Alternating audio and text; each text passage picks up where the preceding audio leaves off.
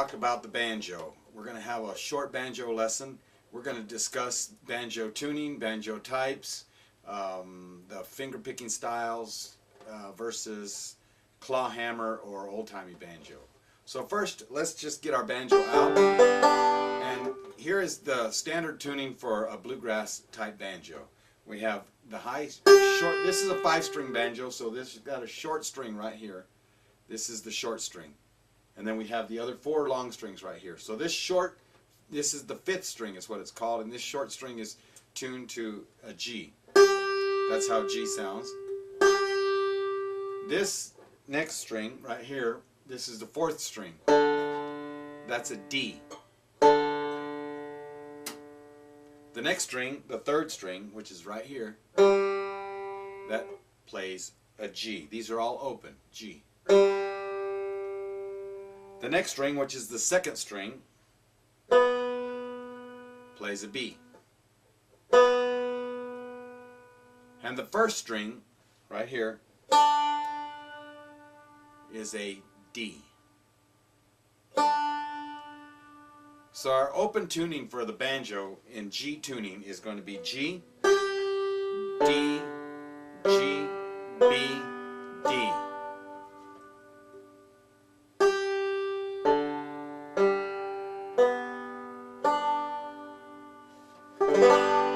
Okay, this banjo that I have right here would be considered an open back banjo. This doesn't have, other banjos have a resonator which is mounted on a flange that goes around here. And if you have a resonator or an open back banjo, it's alright. You can play any style of music on any banjo. So there are different styles. There's different types of banjos. There's a 4-string banjo. It wouldn't have this string right here. It would have just these 4 strings right here. That would be a tenor banjo. And it's not tuned to an open chord like the bluegrass banjo is. Then there's that. Then there's the open back banjo that we use for old-timey music, and you wouldn't use these finger picks. I have finger picks on my hands right now for bluegrass. Now for bluegrass banjo, we're going to use 3-finger picking style, and for the old-timey banjo, there's what's called claw hammer or the frailing style, and I'll play a little frailing for you now.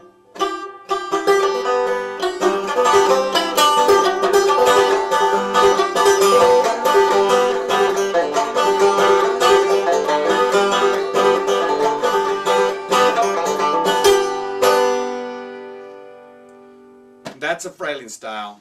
Here is a closer.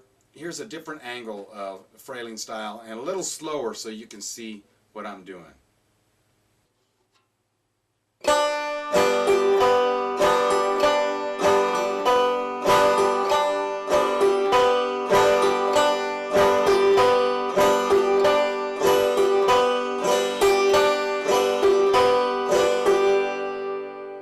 Now there's another type of frailing that a person can play. And this is where you play, it's still a claw hammer style. Now the claw hammer style it gets its rhythm from the fiddle style. The fiddle has that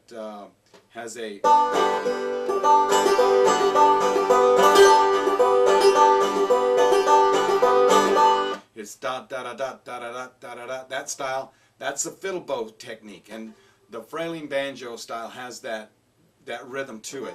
And here's another way to play frailing banjo. You can just pull up with your index finger, brush down with your middle finger, and follow with a thumb on the high G. So it sounds like this.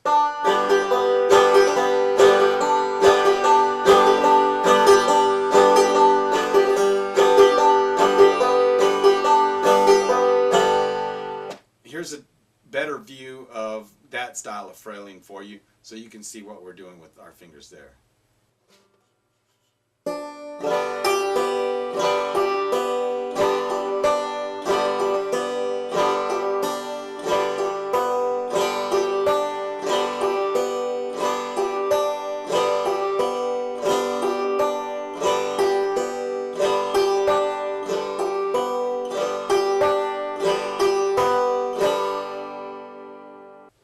Now we're going to the 3-style picking the bluegrass banjo style.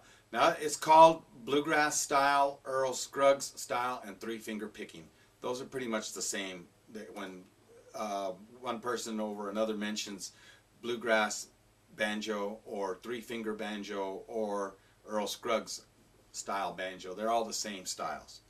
Now I suggest, and I strongly suggest, that you use finger picks. And this is a picture of the finger picks that I like using.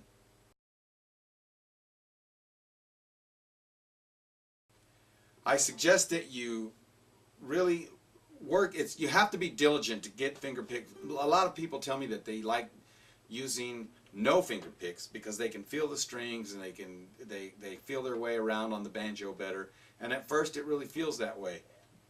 You're going to suffer in technique by using the convenience of no picks early on. So I really strongly suggest that you use finger picks from the very beginning. Okay, now the first thing I'm going to discuss is what I'd like to discuss today is bluegrass standard rolls. Now a roll is a picking pattern. That's what we'll call a roll. The first roll I'm going to discuss with you is called the thumb, index, thumb, middle. And that's just a standard roll. And here it sounds like this.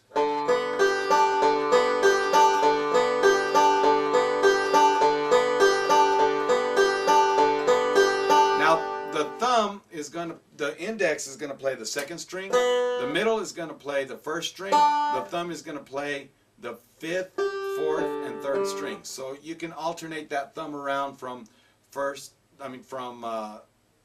fourth, and fifth string, so you can have a sound like this.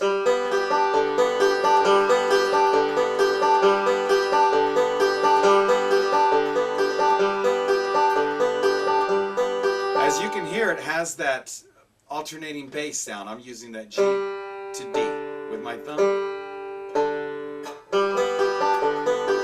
You can hear it.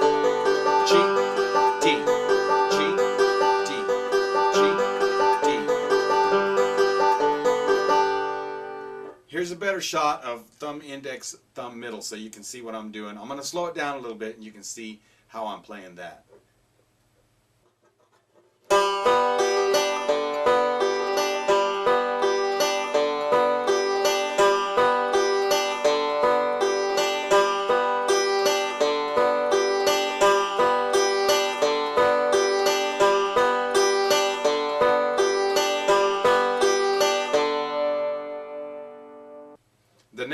The next roll that I'm going to show you is what I call the opposite of thumb, index, thumb, middle, and it's thumb, middle, thumb, index.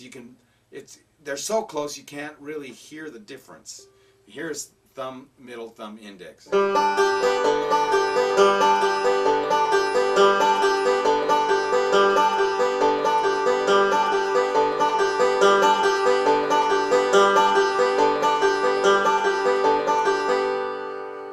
So here's another shot of that finger roll right here, and this is the thumb, middle, thumb, index.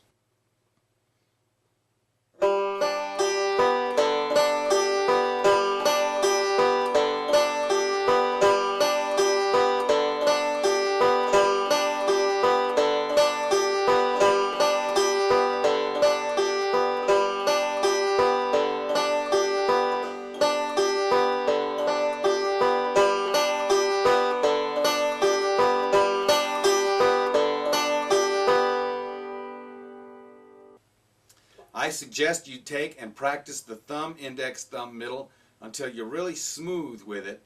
Practice the thumb, middle, thumb, index until that's very smooth, and then practice switching back and forth. And here it is. I'm going to play the thumb, index, thumb, middle for a few measures, and then I'm going to switch over to thumb, middle, thumb, index. So here I'm going to start with thumb, index, thumb, middle right here.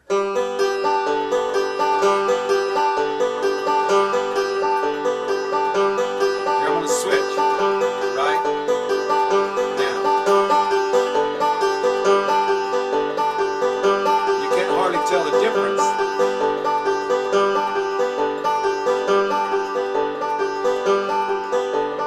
I'm switching back right now.